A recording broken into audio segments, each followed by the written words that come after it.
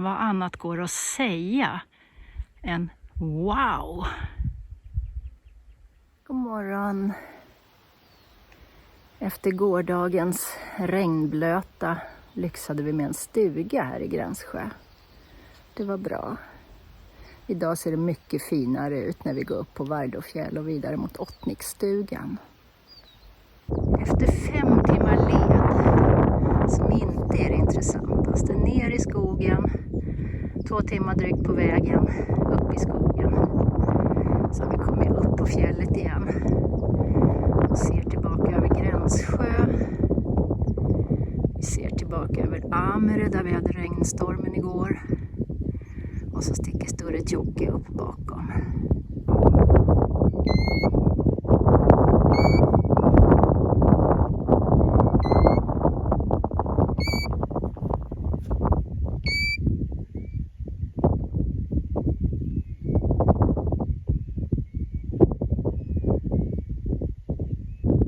När vi har gått över dagens högsta punkt på ungefär 900 meter så byter vi vyer och ser ut över fjällen söderöver istället. Just att resten av dagen går i skogen, så jag trodde jag skulle stanna på Kalfjället.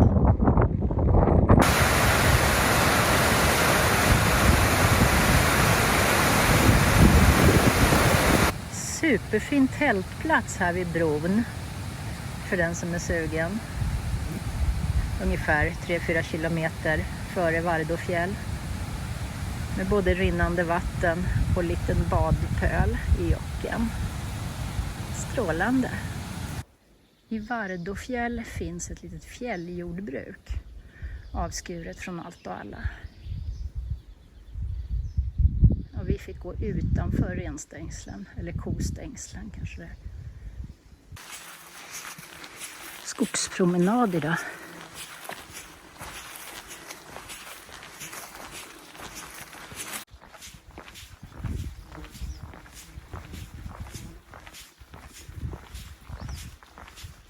Framme vid Ottniksstugan. Vägen från Vardåfjäll var förvisso lättgången som det stod i boken. Men den var också jättetråkig, platt skogsvandring bland fjällbjörkar och skrallar. Och den var inte 6 kilometer, den var 8. Men nu är vi i alla fall här och regnet börjar precis stänka lite så det känns väldigt lagom.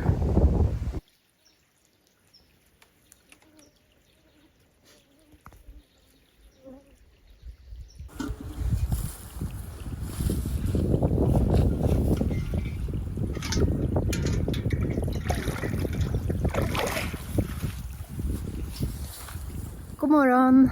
Vi lämnar Ottniksstugan en dag när den senaste väderprognosen vi såg sa att det ska regna ganska mycket idag.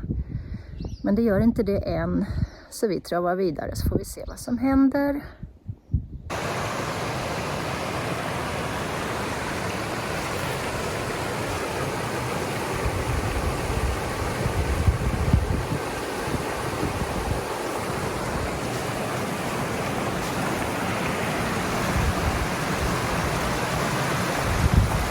I 10 minuter kom vi, så blev det så här.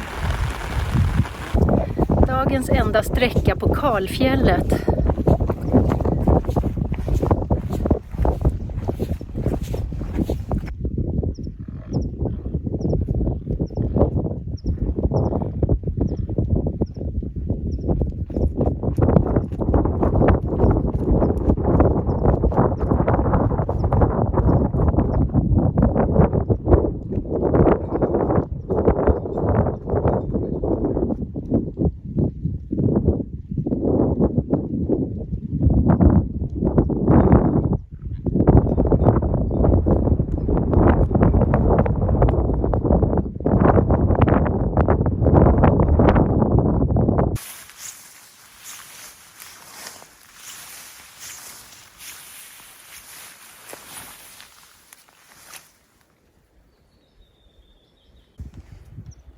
Här följer leden en så kallad rem.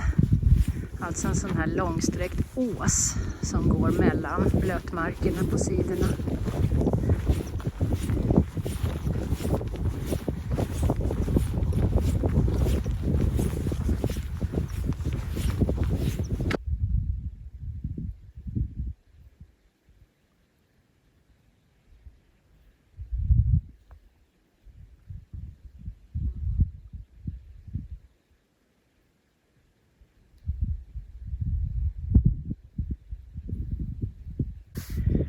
Fantastiskt fin lunchplats vi hittade här.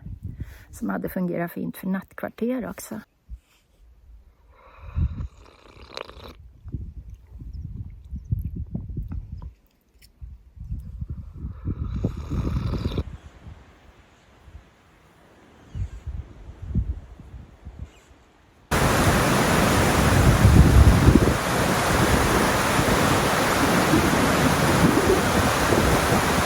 Tjockillestugorna är finaste stugplatsen hittills.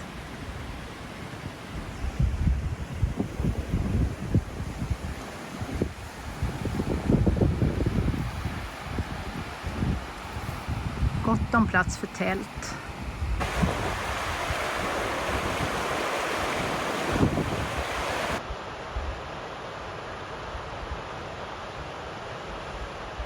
God morgon! Vi fortsätter mot Klimpfjäll, men går förmodligen inte in i byn utan vi får försöka hitta en tältplats. För nu är det nog slut på de här lyxnätterna som vi har haft de senaste 3 dagarna. Idag har vi en väldigt bra riktningsmarkör när vi ser Dörrenpiken på långt håll.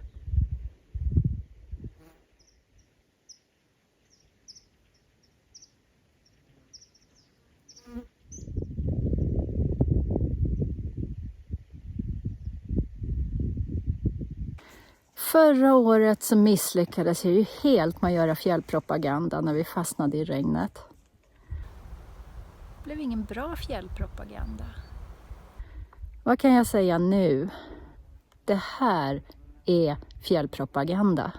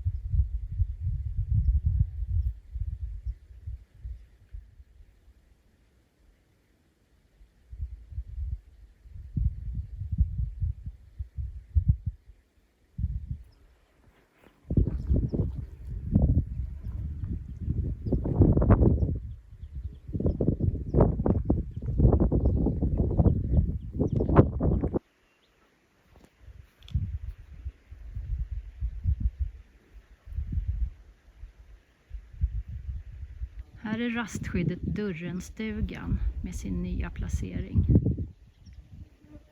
Turen har gått så bra hittills att man får middagsmat till lunch. Det känns som lite hjältedåd här. När vi är 2 av få som inte går ner till Klimpfjäll by utan faktiskt följer ledsträckningen. Det är på en vinterled och det finns i princip ingen stig.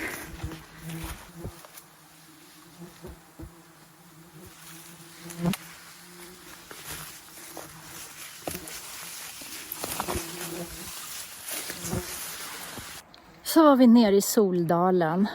Om du tänker gå Lapplandsledens officiella sträckning som rundar Klimpfjäll, så håll tungan rätt i mun, för vi höll på att hamna i byn baklänges genom att följa orangea markeringar. Håll det till vinterleden, men det är ett härke där i skogen.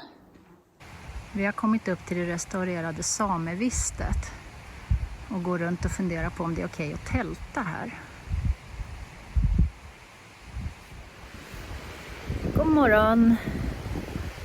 Ja, vi tältade här i samelägret och hoppas vi inte gjorde fel. Vi har inte stört någon och bara förstört några hönsbär. Idag väntar en dag på fjället och prognosen säger regn och åska hela dagen. Vi får se hur det blir.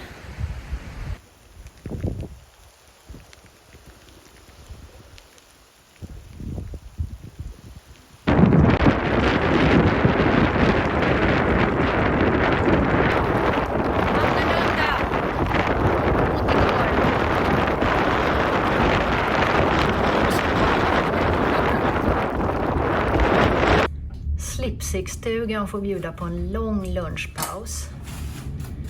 Vi sitter väl fortfarande och funderar på hur smart det är att ge sig upp på en mil på kalfjället här. Men ja, det återstår att ta beslut.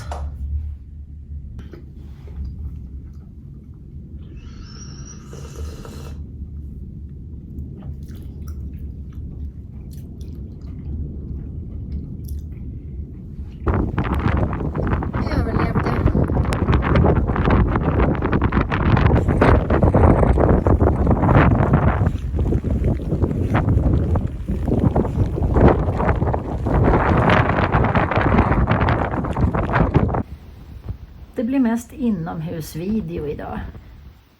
Förhållandena ute med min kombinerade telefon kamera navigationsutrustning gjorde att jag vågade inte ta någon film. Så nu är vi inne i Gertoe rastskydd och torkar och värmer upp oss lite. Och så hoppas vi att vi ska gå en bit till senare ikväll. God morgon! Ja, det blev en lång paus här i rastskyddet i väntan på bättre väder som bara delvis har infunnit sig, så att det faktiskt nu är tidig morgon och vi har gått ut för att komma vidare igen här på sista dagen, och så ska vi ta oss ner till Borgafjäll. Sen är vi färdiga med det här projektet. Korpodalen fortsätter att vara väldigt vacker.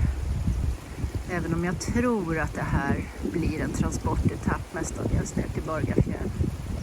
Men som sagt, så här långt i vackert väder är det säkert magiskt. Gröna bandarna är inte med oss längre. De kommer från ett annat håll nu.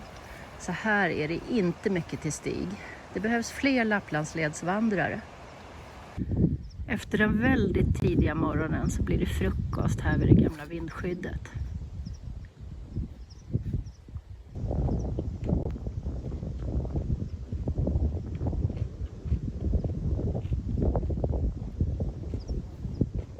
Det är inte så mycket vi ser av Borgahällan idag. Så det är ju tur att vi har sett den förut. Att vi till och med har varit uppe på den.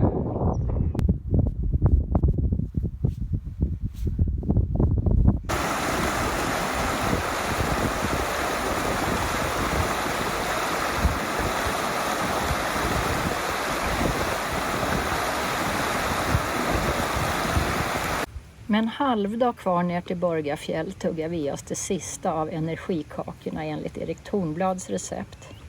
Det är grejer det. Framför oss har vi Klöverfjället.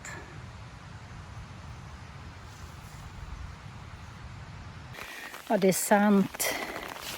Det är väldigt begränsad nytta med paraply i fjällen. Men nu har jag klarat mig undan typ 4 av och på regnjackestopp genom att bara fälla upp det här. Så inte helt oanvändbart ändå. När vi har kommit riktigt långt ner här nedanför Klöverfjället så är det rätt fint. Men det här är ledens klart kämpigaste sträcka. Och det kan ju vara bra att känna till vare sig man börjar eller slutar här. En obefintlig stig i stenar och björkskog. Det tar sin lilla tid.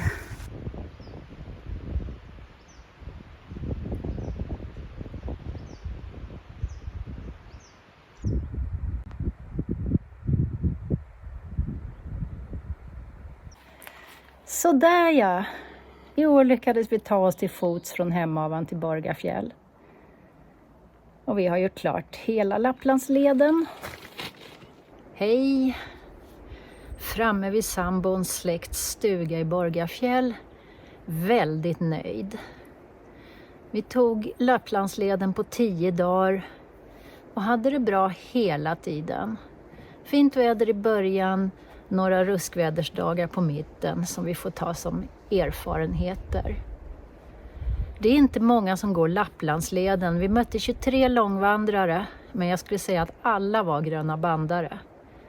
Och jag tycker det är en bra led.